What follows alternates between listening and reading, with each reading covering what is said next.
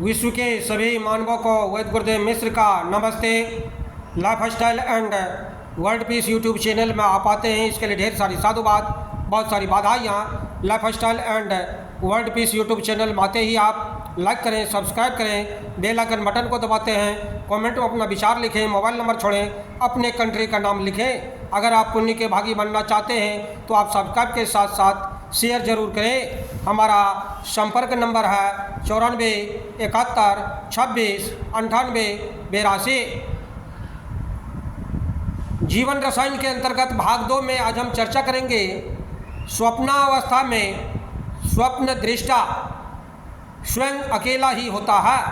अपने भीतर ही कल्पना के आधार पर सिंह, सियार, भेड़, बकरी, नदी, नगर, बाग बगीचे की एक पूरी सृष्टि का सृजन कर लेता है। उस सृष्टि में स्वयं एक जीव बन जाता है और अपने को सबसे अलग मानकर भयभीत होता है। खुद ही शेर है, खुद ही बकरी है, खुद को ही डराता है।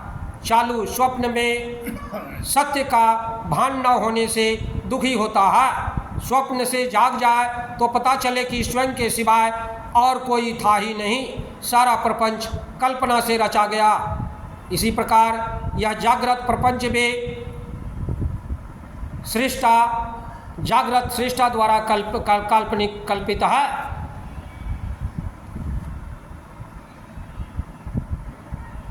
सुख दुख दारिद्र्य पल भर में अदृश्य हो जाते हैं। स्वर्ग का साम्राज्य आपके भीतर है। पुस्तकों में, मंदिरों में, तीर्थों में, पहाड़ों में, जंगलों में आदि की खोज करना व्यर्थता है। खोज करना ही हो तो अपने अंतस्य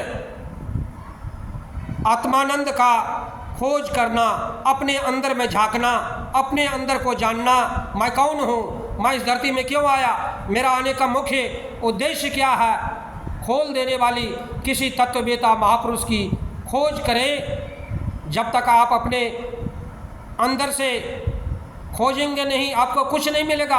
और इसके लिए वास्तविक सद्गुरुदेव की अत्यंत आवश्यकता है। बिना गुरु से ज्ञान नहीं मिलता। गुहि का अर्थ ही होता है संस्कृत में अंधेरा, और रू का अर्थ होता है प्रकाश उत्पन्न करना।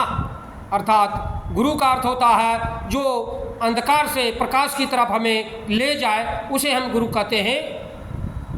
और इसीलिए गुरु को देव का तुल्य, देवता का संज्ञा दिया गया, और इसीलिए उसे गुरुदेव के नाम से जानते हैं। जब तक आप अपने अंतःकरण के लिए आगे नहीं बढ़ेंगे तो याद रखें, आपका समस्या का समाधान होने वाला नहीं है।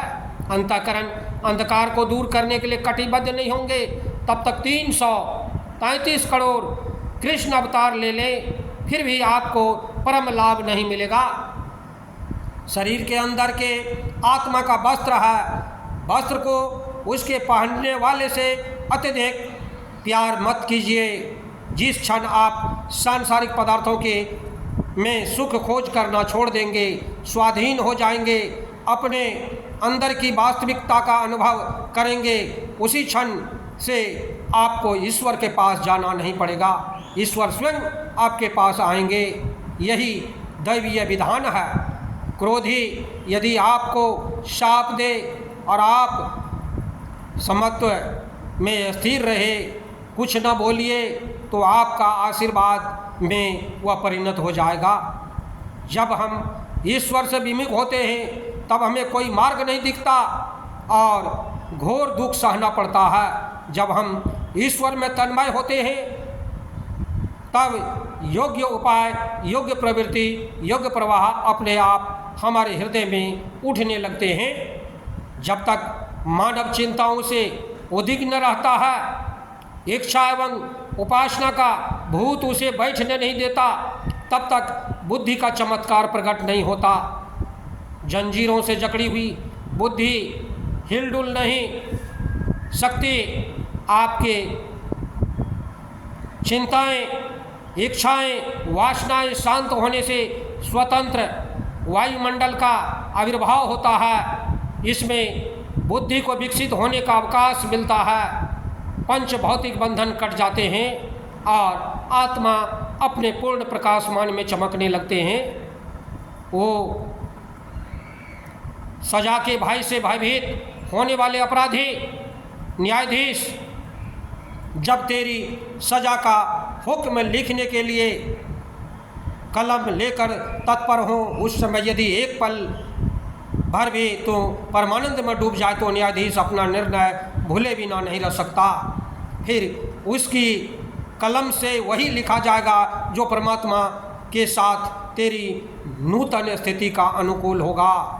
इस प्रकार देखते हैं कि बंधुओं, हम अगर परमात्मा पर भरोसा रखते हैं तो हमारी परेशानी परमानेंट हमारी सॉल्व हो जाती है, समस्याओं का समाधान हो जाता है। हमें अपने आप में झांकना होगा और इसीलिए रामचरितमानस में भी तुलसीदास जी लिखे हैं, एक घड़ी 3 घंटे का कार्यकाल होता है, आध घड़ी 1.5 घंटे का कार्यकाल होता है और पुण्यात घड़ी 45 मिनट का कार्यकाल होता है। कम से कम पुण्यात घड़ी अर्थात 45 मिनट तो साधना करनी ही होगी। आँख खुलते ही सुबह में सूर्य निकलने से 2 घंटा पहले जगें, आँख खुलते ही आप कम से कम पुण्यात घड़ी 45 मिनट ज़रूर ध्यान करें। रात में सोते समय 45 मिनट कम से कम ध्यान जरूर करें। जो कम से कम दो समय भी आप अगर संध्या बंधन करते हैं, रात्रि में बंधन करते हैं, सुबह में बंधन करते हैं तो आपकी मुक्ति में बहुत बड़ी आसानी हो जाती है, समस्या का समाधान मिलने लगता है। बंधु, हमारे चैनल में आते हैं, इसके लिए ढेर सारी शुभकामनाएं, बहुत सारे साधुवाद। आप अगर पुण्य के भागी बनना चाहते हैं तो आप सब्सक्राइब के साथ साथ शेयर जरूर करें। धन्यवाद, नमस्कार।